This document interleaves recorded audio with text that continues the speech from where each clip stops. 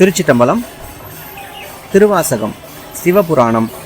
புல்லாகி பூடாய் புழுவாய் மரமாகி பல் விருகமாகி பறவையாய் பாம்பாய் கல்லாய் மனிதராய் பேயாய் கணங்களாய் வல் அசுரர் ஆகி முனிவராய் தேவராய் செல்லா நின்ற இத்தாவர சங்கமத்துள் எல்லா பிறப்பும் பிறந்திழைத்தேன் எம்பெருமான்.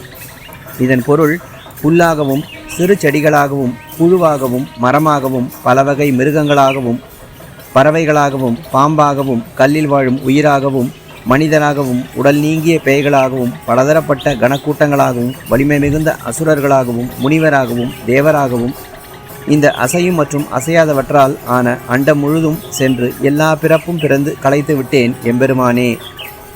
திருச்சிட்டம்பலம்.